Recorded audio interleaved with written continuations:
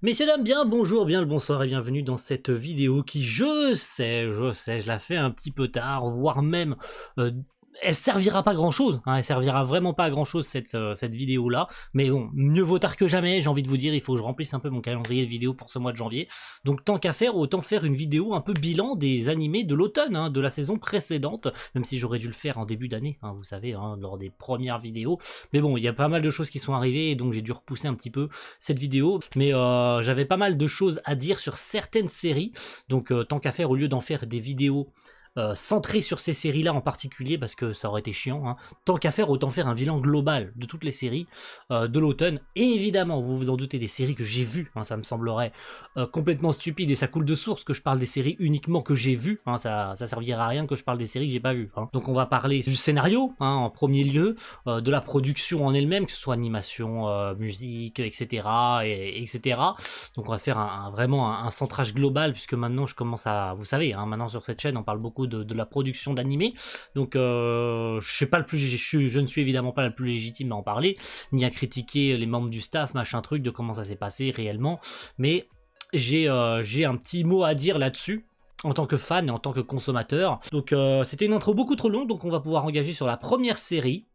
Il s'agit d'Uzaki-chan ou Asobitai saison 2, donc la suite des aventures d'Uzaki et de notre cher Sakurai, hein, qui continuent un petit peu leur périple amoureux, même si cette saison était très frustrante en termes de scénario. On n'a pas avancé d'un iota, hein. C'est vraiment la saison de... on passe leur temps à dire que Sakurai et Uzaki sont amoureux, mais ils n'arrivent pas à s'avouer l'un l'autre. Uzaki pense que Sakurai est amoureuse, mais elle lui avoue pas. Sakurai pense que Uzaki est amoureux, mais il se l'avoue pas. Et puis finalement, ils apprennent l'un à l'autre. Enfin, ça tourne en rond, hein. Voilà, cette saison, c'est un rond infini pendant 12 épisodes, hein. On tourne en rond jusqu'à ce qu'il ne se passe strictement rien. Hein, vraiment, il ne se passe rien. Et c'est bien dommage parce que, au vu du final de la saison, qui aurait mérité une finalité entre Sakurai et Uzaki, il ne s'est rien passé.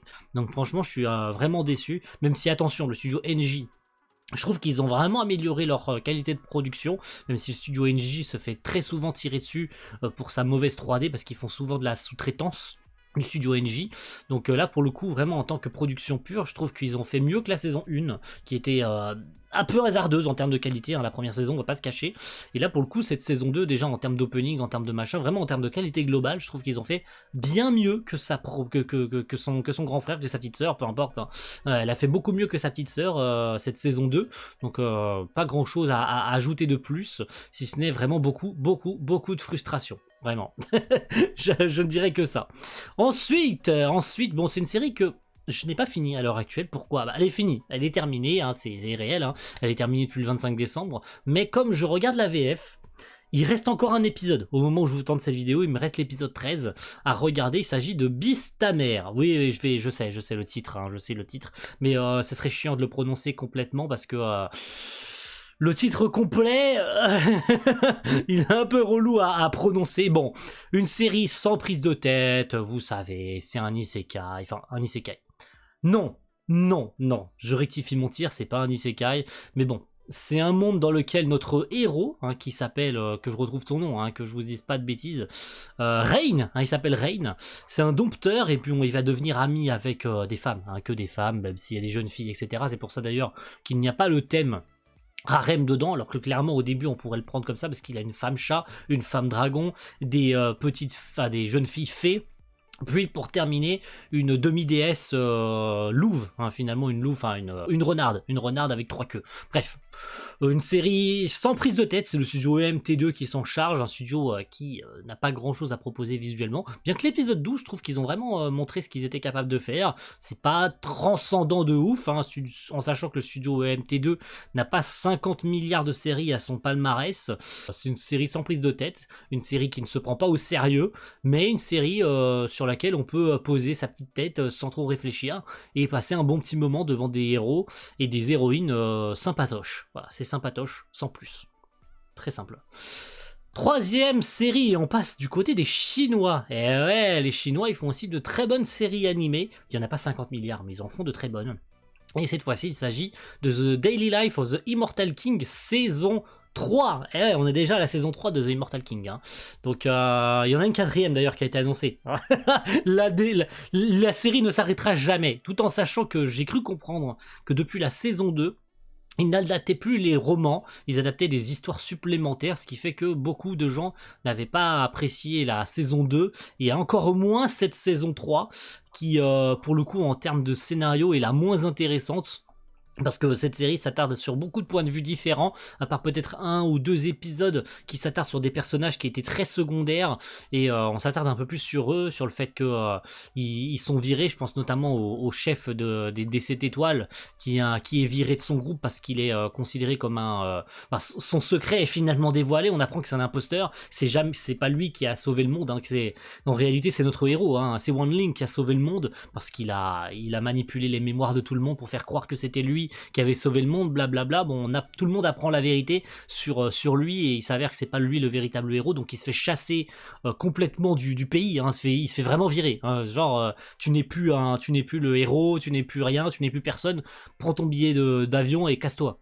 Vraiment. Donc je trouvais ça sympa de s'attarder sur certains des personnages. Je pense notamment au roi démon, hein, transformé en chien, j'ai plus le nom, hein, mais tout est en chinois, donc c'est très compliqué de se souvenir du nom des persos. Mais bref, une série, voilà, c'est quand même animé par PB Animation, qui est un très bon studio. Je trouve qu'ils ont fait un très bon truc sur la première saison.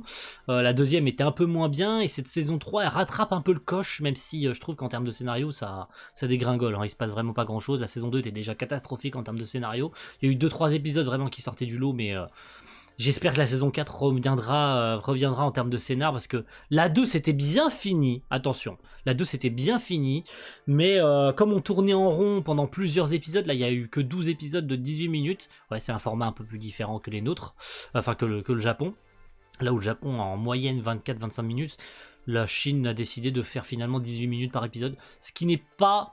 Ce qui est bien, ce qui est largement suffisant au vu du contenu. Donc pas grand chose à dire, j'attends la saison 4 avec impatience. Ce sera toujours en simulcast chez Crunchyroll, évidemment, puisqu'ils ont acquis la licence. Et j'ai hâte de voir où est-ce que l'histoire de Wan Ling va enfin va enfin se diriger, parce que ça serait bien de se bouger un peu le cul, quoi.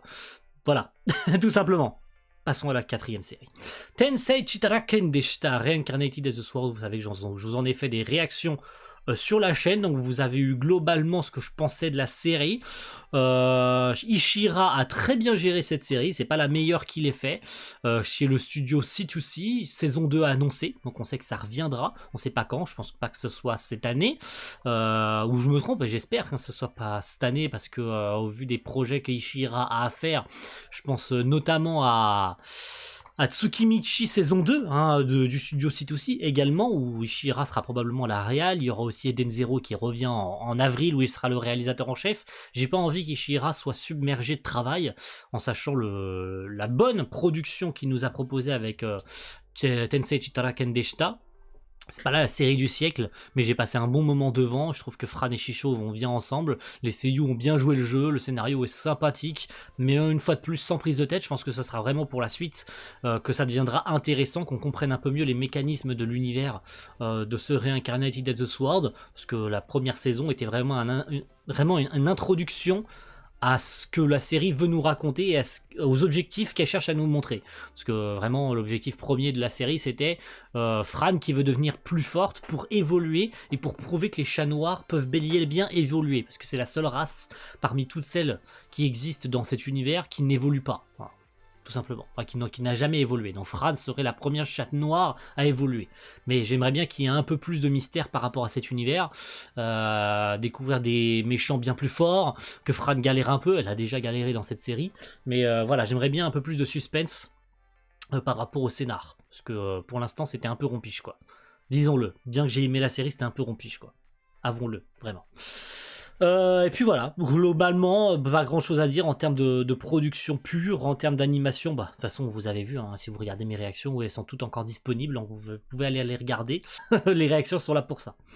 Passons à la 5e série, et là on entre sur les séries très intéressantes, les séries qui ont fait globalement le tour d'internet, parce qu'au-delà de Uzaki, Beast Tamer ou The Immortal King, ou encore Incarnate of the Sword, hein, même si chacun a regardé ça un peu de son côté. Là, on parle vraiment des séries qui ont marqué le catalogue Crunchyroll en automne, qui l'ont déjà marqué d'ailleurs, hein, puisque cette série l'a déjà marqué de son empreinte en avril, hein, voilà.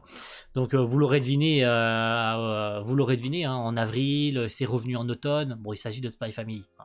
Spy Family, bon, qu'est-ce qu'on a passé comme moment sur Spy Family, les gars? On s'est régalé. C'était une série incroyable. Cloverworks et Wit Studio nous ont régalé de A à Z. Bon, tout n'a pas été fait chez eux, hein, vous vous en doutez. Certains épisodes ont été sous-traités, je pense notamment au premier épisode d'ailleurs, au tout premier épisode de cette partie 2, qui avait été sous-traité chez Studio Colorido, et qui avait fait un boulot magnifique hein, sur le retour de notre petite famille, et surtout pour l'introspection de Bond, l'épisode où Anya rencontre Bond. Oui, c'est bel et bien un épisode sous-traité, et c'est pas un épisode interne ni à Wit Studio ni à Cloverworks, mais ils nous ont régalé, la production était incroyable, l'opening 2 était fou, tout globalement, tout ce qui s'est passé dans cette partie 2 était dinguissime, vraiment on s'est régalé.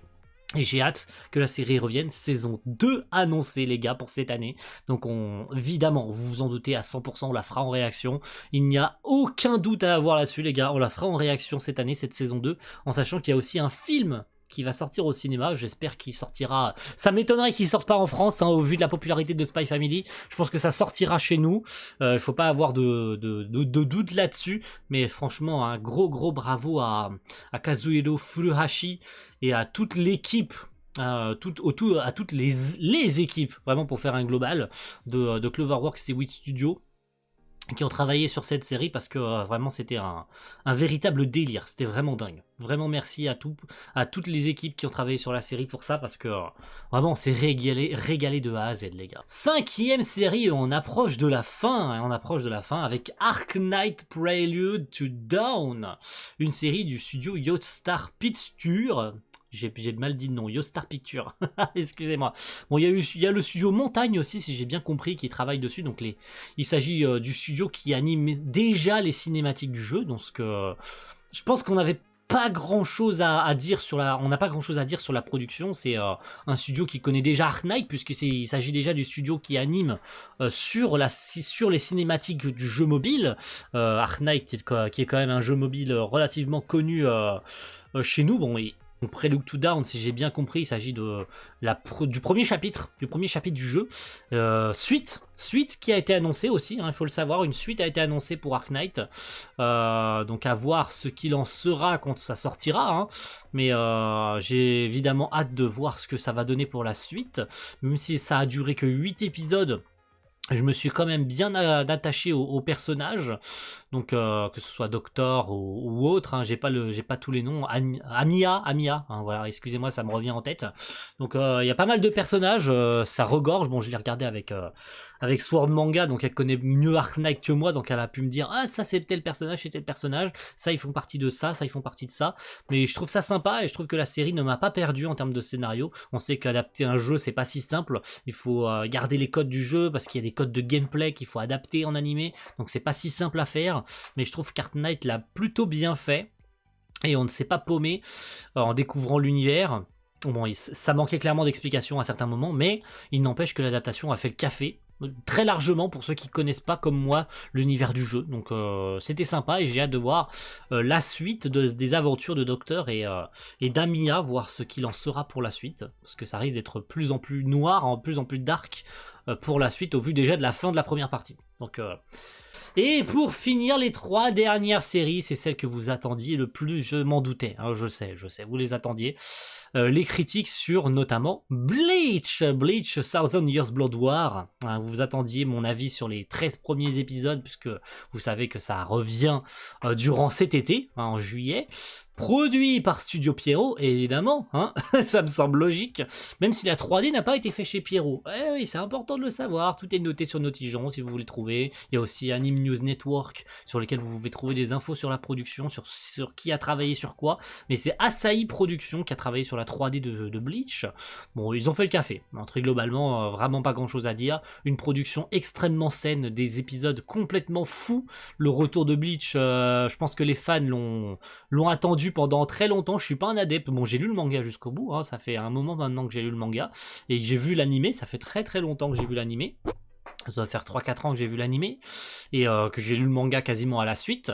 Donc oui, évidemment, je suis très heureux de revoir les seiyuu, de réentendre évidemment les seiyuu, les musiques de Shiro Sagisu. La production s'est montrée très ambitieuse par des épisodes d'une qualité tout bonnement spectaculaire, que ce soit par Yamashita, que ce soit par Yoshihiro Kano, que ce soit par Satoshi Sakai en directeur de l'animation d'action. Donc quelque chose de très très solide en termes de prod, ils nous l'ont montré et aucun épisode n'a été en dessous des autres, donc c'est extrêmement impressionnant ce que Pierrot nous a montré, et j'espère que la suite le sera tout autant, en sachant que, si vous ne le savez pas, hein, Kano a quitté la production, donc il sera pas sur la partie 2, donc évidemment ça sera un travail un peu plus ardu pour Sakai ou encore pour Hiroyuki Yamashita, de prendre le relais sur les épisodes les plus cool.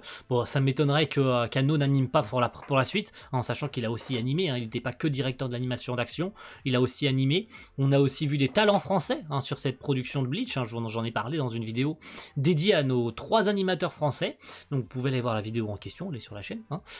Donc oui, une production incroyable, bien qu'on n'ait pas eu de simulcast. Ouais, ça a été le plus gros problème, hein. Ça a été le plus gros problème de cette série. Disney+ n'a pas proposé la série en simulcast chez nous en France, alors qu'elle a été disponible un peu partout, je crois en Belgique et sur certains autres pays. Elle était disponible sous-titrée anglais, mais Disney+ France n'a pas fait de simulcast, donc gros problème de distribution. Heureusement, nous avons eu l'aide et le sacrifice, on va appeler ça comme ça, le sacrifice des scantrades françaises.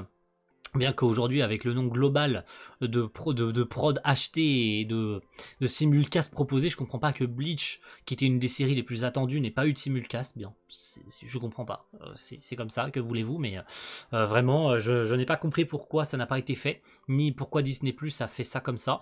Mais bon, on attend avec impatience que ça arrive, et on attend évidemment le retour de Bleach durant l'été pour la suite de cette Blood War, parce que ça risque d'être d'autant plus intéressant au vu du final du dernier et du 13e et dernier épisode de cette première partie. Avant-dernière série, bon, j'aurais pu la mettre en dernier, mais j'avais envie de parler, j'ai inversé parce que vous vous doutez des 2 dernières auxquelles je vais parler, hein, vous vous en doutez forcément desquelles je vais parler. On va commencer par Chainsaw Man, les gars. Chainsaw Man, oui, évidemment, Chainsaw Man, comment l'oublier, une série qui, comme Bleach, était attendue au tournant, en sachant que Mappa avait la titanesque tâche de rendre honneur au support original de Tatsuki Fujimoto, et verdict, qu'est-ce que ça a donné?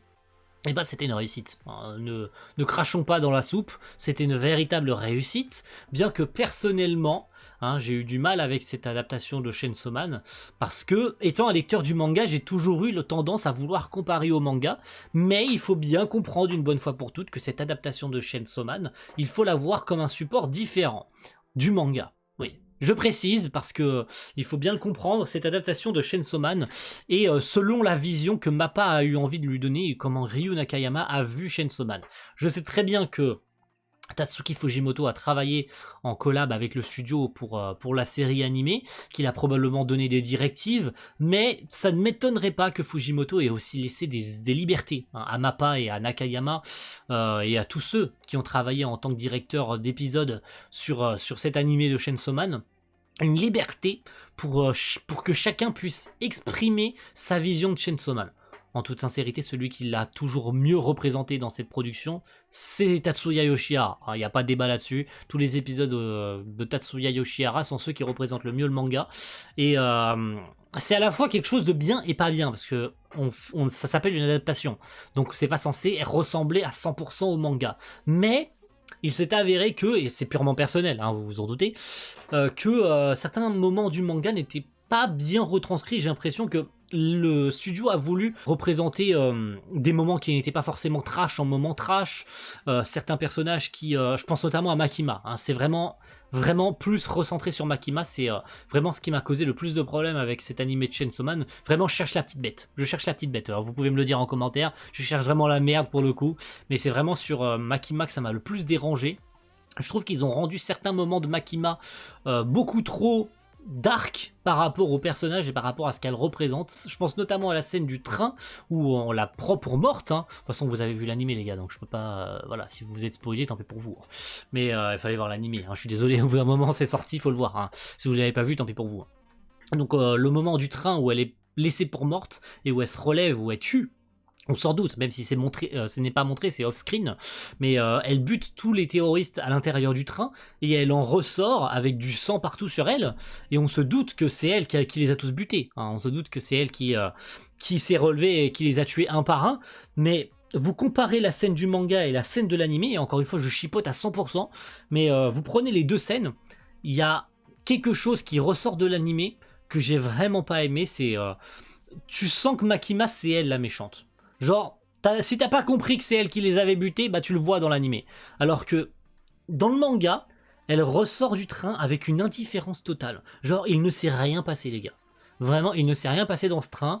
Il n'y a aucun mort. Il ne s'est strictement rien passé. J'ai pas été touché. Dans l'animé, t'as très bien compris que c'est Makima qui les a tués.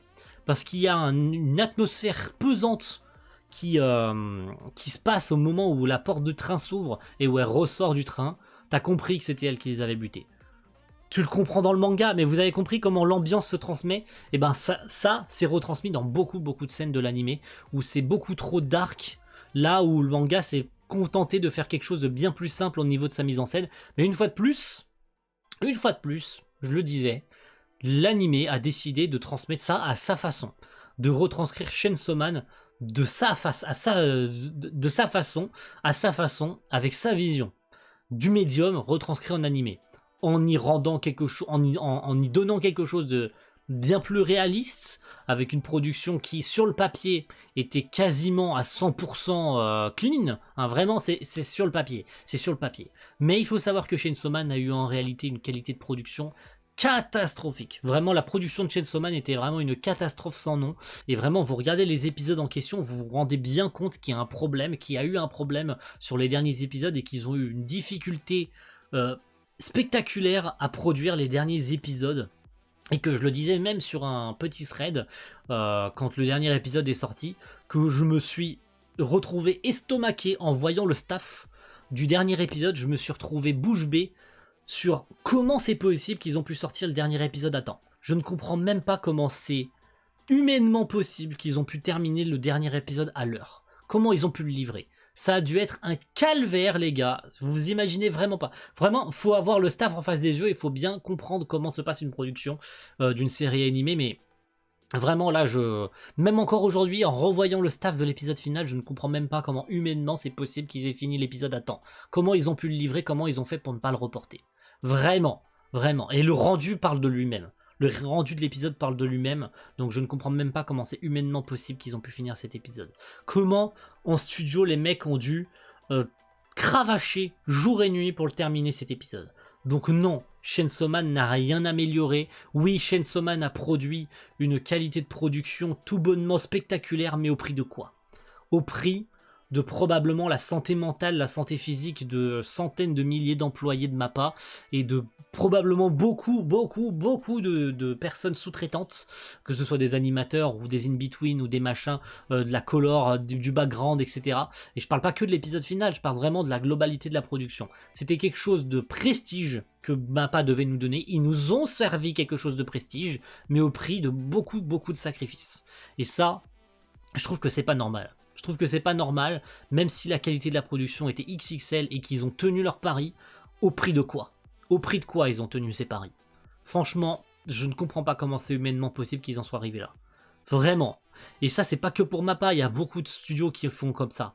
Et sincèrement, je plains les personnes qui travaillent sur ces séries-là parce que on leur met une pression énorme sur la tête parce que le CEO de MAPPA a fait le tour du monde dans toutes les conventions possibles, que ce soit Japan Anime Expo, Crunchyroll Expo, pour te dire à quel point le produit va être prestige. Ils te servent un produit prestige, mais quand tu regardes le staff, t'as envie de pleurer. Vraiment, t'as envie de pleurer quand tu regardes le staff parce que tu te dis, mais comment ils ont fait?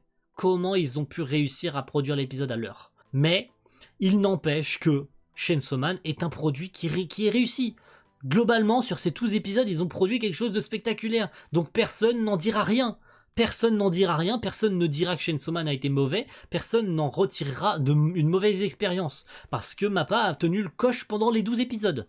Et ça, je trouve ça fou, je trouve ça dingue, et ça me conforte dans l'idée que, et j'en parlais dans la vidéo des animateurs français, que la Japanimation s'effondre, mais s'effondre à une vitesse, vous imaginez pas à quel point.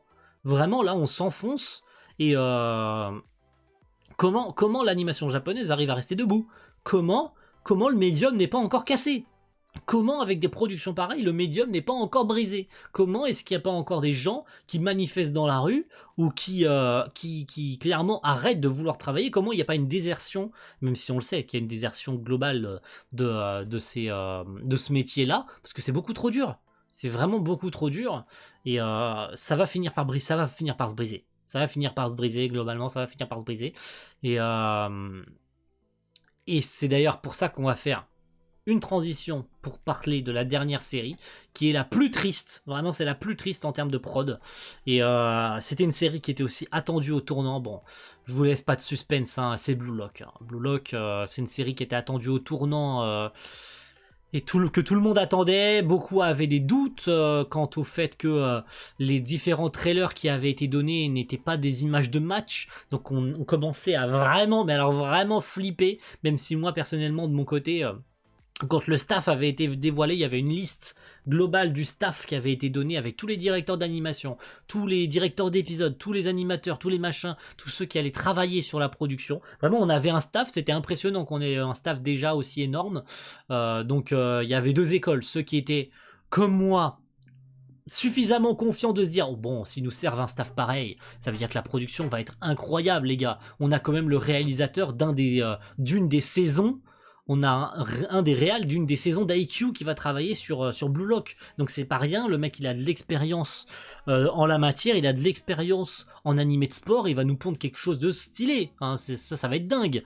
Hein, ils peuvent pas se foirer, ils ont pas le droit. Hein, les gars, c'est Blue Lock, ils ont pas le droit de se planter. Hein. On parle d'une série avec des planches, on parle d'un manga avec des planches absolument spectaculaires. Ils n'ont pas le droit de se planter.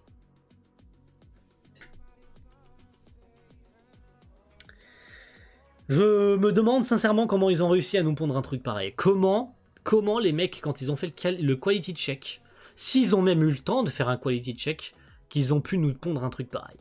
Vraiment, en toute sincérité, le premier épisode était bien, et à partir du 2, c'est une dégringolade en termes de qualité. Vraiment, là c'est un escalier. Là. C'est même plus un escalier. Hein, et c'est pas un escalier en bois, c'est pas un escalier en béton, c'est un escalier en acier, les gars. C'est en acier trempé, hein, ce qu'ils nous ont sorti. Hein. C'est-à-dire que c'est tellement dur et c'est tellement mauvais qu'à un moment donné, ils ont sorti un opening 2. Oui, parce que l'opening 2 a été dévoilé là. Il y a carrément plus d'animation dans l'opening. Hein.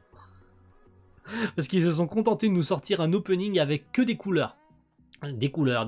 Ah, c'est beau, hein, c'est vraiment beau hein, visuellement, il n'y a aucun problème. Mais il n'y a plus rien, il n'y a littéralement plus rien en animation, les gars. Et les épisodes ont fait que dégringoler une fois de plus. Hein. Là, ils ont dégringolé les marches, mais ils se sont fait mal. Hein. Ce que je vous l'ai dit, c'est des marches en acier trempé, les gars. Là, ils se sont fait très très mal en trébuchant. Hein. Vraiment, je suis abasourdi devant la qualité dégringolante de la série. Je comprends pas comment ils peuvent nous sortir un truc pareil.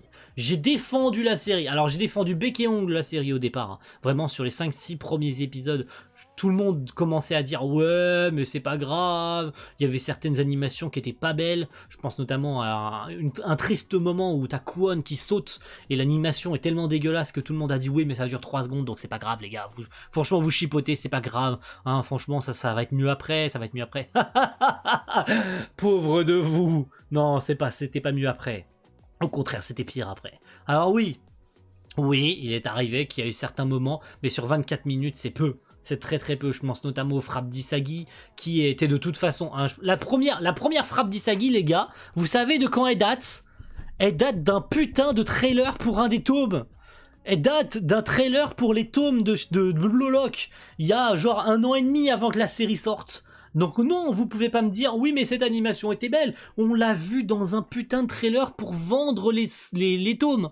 Donc non, c'est littéralement une animation qui a été réutilisée 1 an et demi après pour les épisodes de la série animée. Donc non, non, c'est comme si vous me disiez, oh regardez l'animation de Naoto Shishida dans l'épisode 9 de Dragon Quest Dai no Daiboken, elle est stylée. Cette animation a été montrée 1 an avant la série. Donc non, vous pouvez pas me dire que c'était un truc bien animé, c'était déjà animé depuis 1 an et demi. Donc non, c'est stupide. Et ne prenez pas comme exemple le tir absolument magnifique. Alors ça par contre, je le retirerai, je ne dirai rien de plus dessus. Hein. Sur le tir AK, un impact frame stylé sa mère, hein, le flip, le shoot de loin d'Isagi dans l'épisode 10 qui était stylé. Mais vous prenez cette animation sur 24 minutes et sur 12 épisodes, c'est assez criant quand même sur la difficulté de la production. Et je suis pas le seul à l'avoir dit. Hein. Je pense notamment à Dorian qui a fait un tweet dessus qui a dit à quel point la production était catastrophique. Mais certains vont pas le croire et certains vont encore croire que Blue Lock va pouvoir nous montrer quelque chose de stylé. Et l'épisode de l'avant-dernier, je crois, le 12 était tellement terrible. Enfin, c'était terrible. Vraiment à voir, c'était terrible. Le 13 est encore pire. Hein, il y avait carrément plus d'animation. Hein. Ils ont recyclé. Je pense notamment au passement de jambes de Bashira, ils l'ont recyclé sur l'un des épisodes précédents, et puis le passement de jambes, ils l'ont carrément, c'était plus de l'animation, c'était un fondu au noir, il y avait carrément plus d'animation les gars.